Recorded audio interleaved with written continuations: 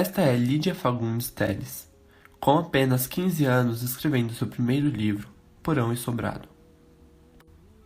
Embora nascida na cidade de São Paulo, dia 19 de abril de 1923, passou sua infância em cidades do interior, onde seu pai era promotor.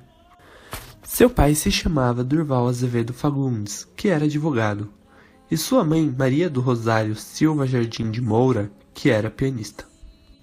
Quando mais velha, se formou em Direito e Educação Física na Universidade de São Paulo, porém seu maior interesse era a literatura.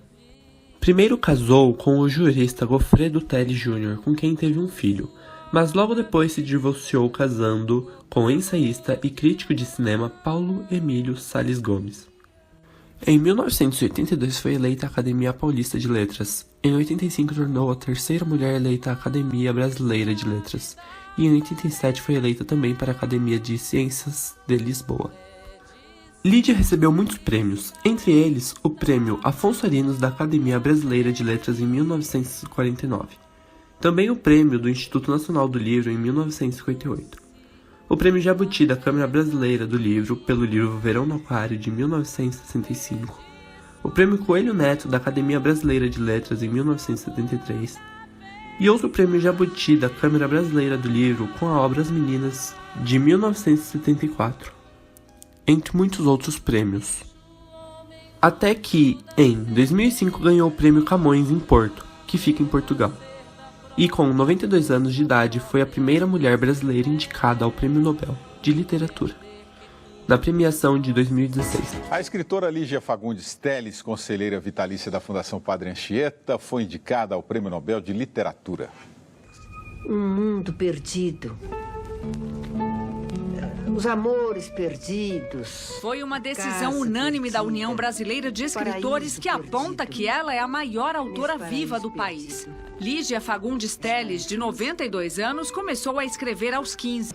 Tem um currículo extenso de obras que inclui As Meninas, Ciranda de Pedra e As Horas Nuas. Continuo escrevendo com o mesmo amor, com a mesma compaixão. Uma das obras de Lídia Fagundes Telles foi Ciranda de Pedra, onde a personagem principal é Virgínia, filha de um casal separado, Laura e Natércio. Sua infância é marcada por muita tristeza e solidão. Laura vai viver com Daniel e leva consigo Virgínia. Na casa de Daniel, Laura conta com Luciana, empregada antiga e dedicada, para os cuidados tanto do dia a dia quanto com Virgínia, que é ainda muito jovem. Luciana exerce uma influência no espírito da menina. Laura, já muito doente, tem seu estado de saúde agravado, apesar de todos os cuidados de Daniel, inclusive recorrendo a todos os seus recursos financeiros para as despesas de saúde que exigem no estado da sua querida paciente. Sendo assim, a infância de Virgínia é marcada por grandes dificuldades. De um lado, as financeiras, que não permitiam que a menina realizasse pequenos desejos e sonhos como trocar a mobília, posto que todos os seus recursos de Daniel são voltados principalmente para os cuidados com sua mãe. De outro lado, a solidão que vive e em profundo sentimento de rejeição, pois ela não se sente aceita sequer na casa de Natércio, por ocasião das visitas semanais que lhe faz. Estes sentimentos e conflitos nos são apresentados quando vamos conhecendo detalhes do fato de Virgínia possuir duas irmãs, Bruna e Otávia, que vivem na companhia do pai, Natércio, um advogado conceituado, que desfruta dos bons recursos econômicos e, consequentemente, vive as últimas condições econômicas mais confortáveis que Virgínia, que, entre outras coisas, usa roupas reformadas da mãe ou das irmãs, bem como os móveis de seu quarto são as sobras do quarto reformado de Otávia. Seu sofrimento e amargura se afloram mais quando suas visitas à casa de Natércio, casa que era muito grande e bonita, com um vasto jardim, onde existia uma ciranda de pedra, com uma fonte, local que ela costuma com frequência visitar. Mas apesar da ciranda de anões de pedra que ela ama, Virgínia sente-se muito desconfortável na presença das irmãs, que a hostilizam e nas quais ela só vê qualidades, enquanto ela, Virgínia, ao seu modo de ver, só tem defeitos. Sente-se desconfortável também por não conseguir de Natércio gestos de carinho e afeto, de que ela tanto necessita. Angústia e solidão. Esses são os sentimentos que Virgínia conhece, seja na casa de Natércio ou na casa de Daniel.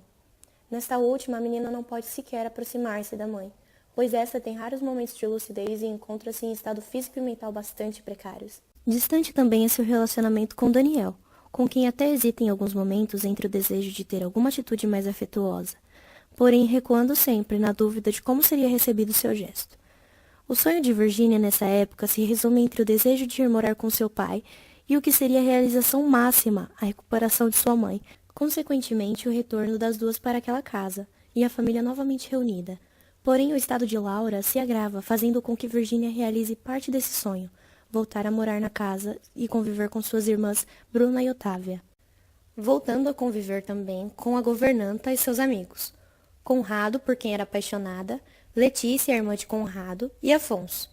No momento em que Virginia volta a morar naquela casa, ela se dá conta de que aquele ambiente familiar com o qual ela sonhava era uma ilusão, sentindo-se rejeitada pelas irmãs que criticam a mãe por ter se separado do pai, e sem receber de Natércio o afeto, apoio e carinho que esperava. A menina percebe que não há lugar para ela nesse fechado círculo, e compara a ciranda de anões de pedra do jardim ao grupo tão fechado formado por Bruna, Otávia, Afonso, Letícia e Conrado. É nesse conflito de sensações que 2 semanas após a chegada àquela casa, Virginia recebe a notícia da morte da mãe, seguida do suicídio de Daniel. É também nessa circunstância que Luciana, que era apaixonada por Daniel, num momento de profunda dor, revela à menina, durante uma visita, que Daniel era seu verdadeiro pai. Sente-se então mais sozinha que nunca, e dando-se conta de que jamais seria aceita no grupo da maneira que desejava. Pede então a Natércio para que interne num colégio, e o pedido por ele é aceito. A segunda parte do romance tem início com Virginia já à vida adulta, deixando o colégio e voltando para a casa de Natércio, acreditando que já havia superado todas as suas angústias. Chega àquela casa, mas não demora muito a perceber que o grupo continua fechado. E dessa vez uma ciranda de pedra ainda mais fechada. Bruna, ainda mais moralista, havia se casado com Afonso. Otávia, alienada, dedicava-se à pintura e a alguns amantes ocasionais. Natércio, envelhecido, já não trabalhava mais. A governanta estava doente, só e abandonada em um cômodo sujo e pobre de um bairro afastado. Letícia agora dedicava-se ao esporte, uma tenista premiada e que se interessava apenas por mulheres. Por fim, Conrado, seu grande amor de infância, amor que ardia ainda em seu coração. Vivia isolado, recuado, com sérios problemas sexuais. O retorno de Virginia ao convívio com o círculo familiar reabre as antigas feridas, mas é neste momento que ela percebe a real face de cada componente, das suas fraquezas e amarguras. Cada máscara se rompe. Ela se dá conta de que, na verdade, se escondia por trás da hostilidade e rejeição. Ela era desejada por todos e, ao mesmo tempo, por isso, temida. Aos poucos, então, vai se apresentando uma Virginia mais amadurecida e forte, independente e segura. Ela abandona, por fim, as tentativas de sua entrada nesse círculo fechado, decidindo-se por uma longa viagem, sem perspectiva de volta. Não mais à ciranda de pedra, não mais ao desejado jardim, não mais aos sonhos, nem mesmo Conrado, tudo havia ficado no passado. Como uma rocha, em suas lembranças estaria gravado. A história de Virginia, escrita por Lígia Fagundes Telles, também foi transformada em uma telenovela.